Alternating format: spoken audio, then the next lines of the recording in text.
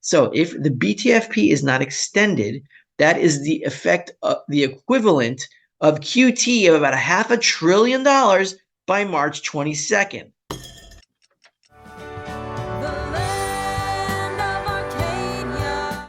Well, hello there, my friends. Rafi here from the End Game Investor with this week's Silver Report for Arcadia Economics. Still here, still not complying. I'm not sure exactly what I'm not complying with, but I'm definitely not complying with it. We're going to start this week's Silver Report discussing the Bank Term Funding Program, how it might not be extended, and what happens then. Basically, it speeds up the pace of quantitative tightening to beyond the amount of dollars that are left to support it in the spare tank. So it's not a very good sign for the inflated Keynesian bubble economy. We're going to talk about the bond market. There's about $2 trillion that are due to be sold this year, which in addition to the $2 trillion more dollars that have to be shifted from the bills category due in 1 year or less to the notes category due between 2 years and 10 years, that's about $4 trillion in treasury notes that have to be issued before the end of the year. And there aren't that many dollars in the system. There are barely a tenth that amount of dollars in the system, which means the Fed is going to have to print more dollars very soon, probably within a month or two before we have another financial crisis, though timing is always a tricky thing, as you all know.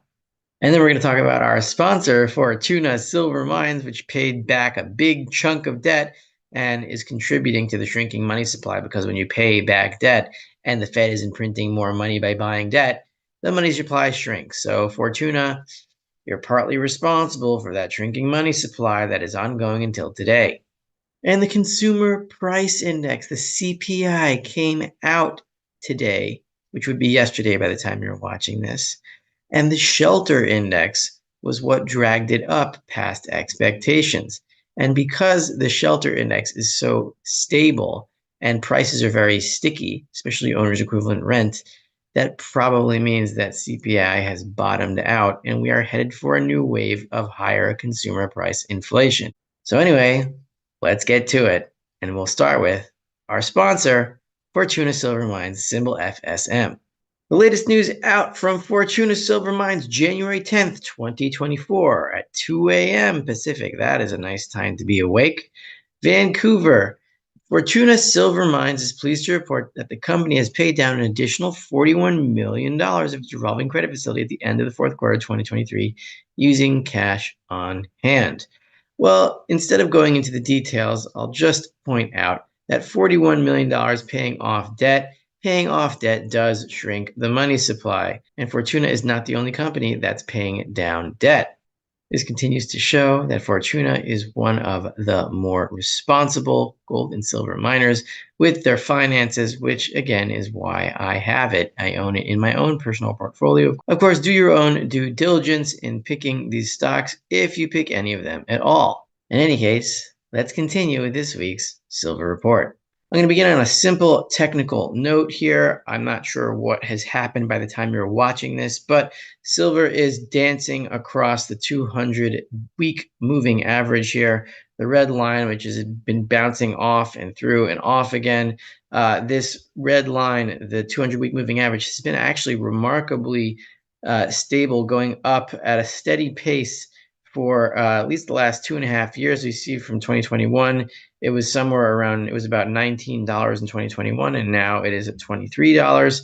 So despite all this volatility, which is typical in silver, the 200-week moving average has been moving up pretty steadily, and that is a sign of stable money. Though, of course, silver has not yet been remonetized, but it will in the end game, if only briefly, which is when you're going to have to spend your stacks, which is pretty much my mantra these days.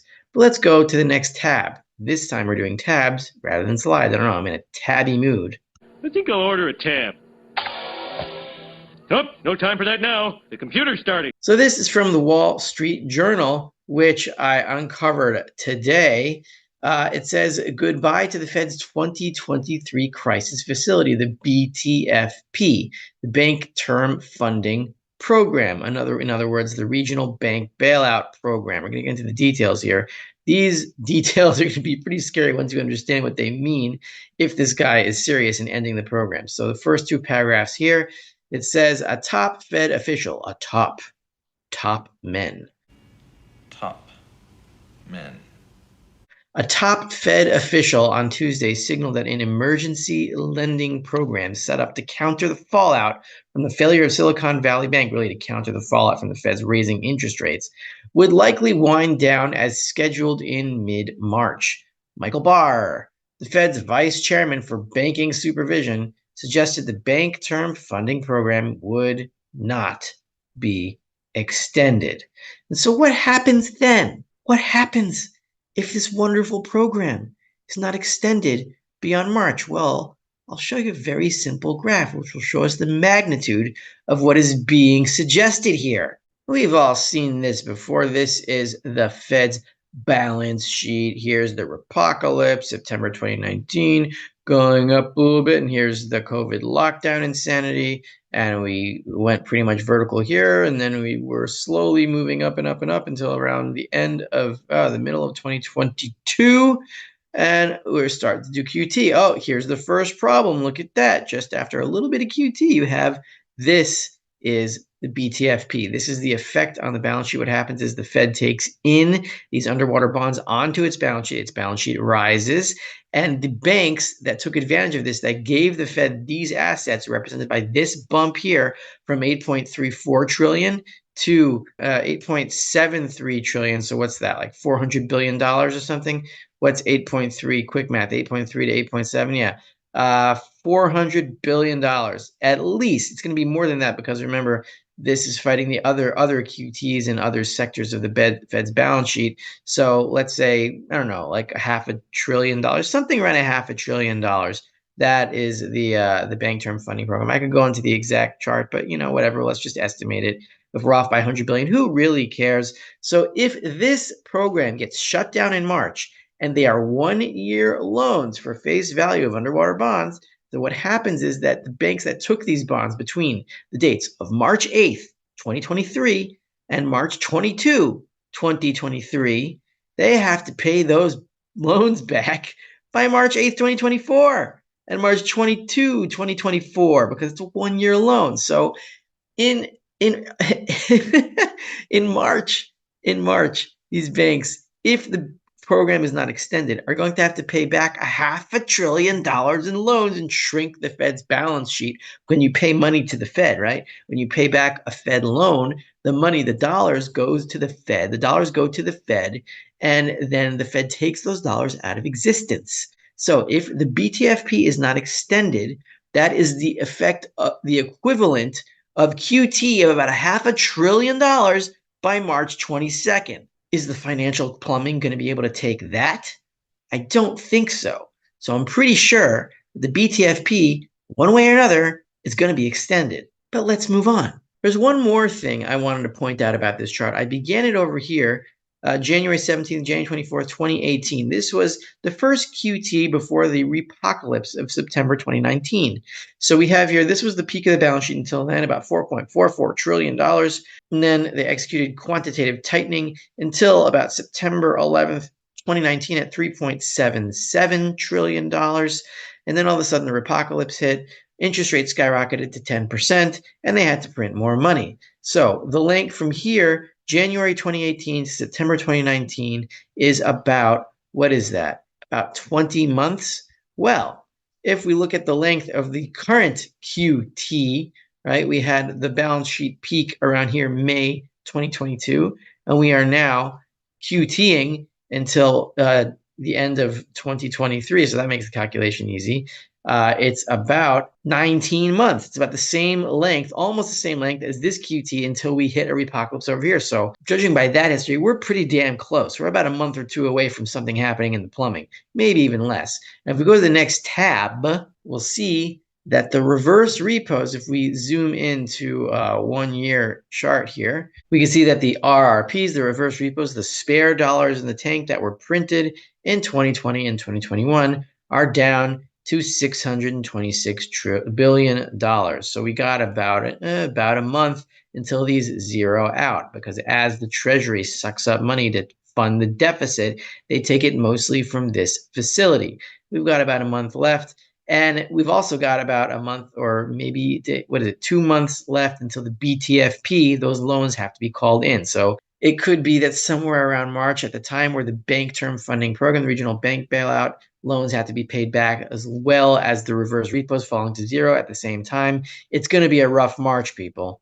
This article from Yahoo, Bloomberg syndicated by Yahoo, the bond market rally is overlooking a soaring $2 trillion debt problem. Well, they're underestimating that problem by about half.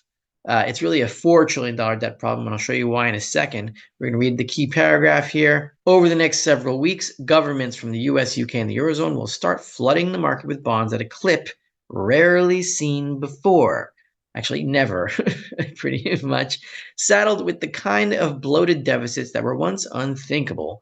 These countries, along with Japan, will sell a net $2.1 trillion of new bonds to finance their 2024 spending plans, a 7% increase from last year, according to estimates from Bloomberg Intelligence. However, it's not $2 trillion, it's more like $4 trillion. And why is that? Well, we're going to get out of the tabs for a second. I'm going to take you into the land of an Excel spreadsheet from SIFMA. These are outstanding bills, notes, and bonds from the US Treasury. How much total debt is outstanding? The bills, of course, are the 1 month to 1 year maturities, the shortest on the yield curve. So all this money, $5.671 trillion, is due within a year, and most of it within 1 to 3 months. So this is the most ever that's been in the bills category. If we scroll up, you can see that the previous record was 2020 over here at 4.964, just about $5 trillion. That was during the lockdown period. And here we have $5.67 trillion. So point is, a lot of that is going to have to move over to the notes category to free up some space in the bills arena. And this has already been reported on, I think also by Bloomberg, might have been the FT, but I definitely did see an article that was telling that the Treasury is going to be selling less bills because there just aren't enough.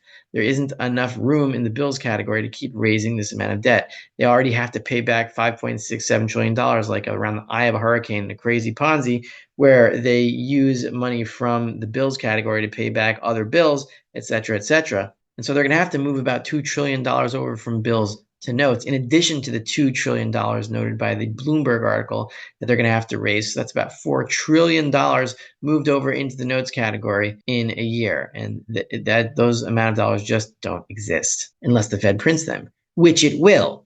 And finally, I wanted to go into the CPI, into the Consumer Price Index, because something is happening with owner's equivalent rent and shelter, which is keeping the CPI elevated, which means that the Fed is not going to reach its target of 2%.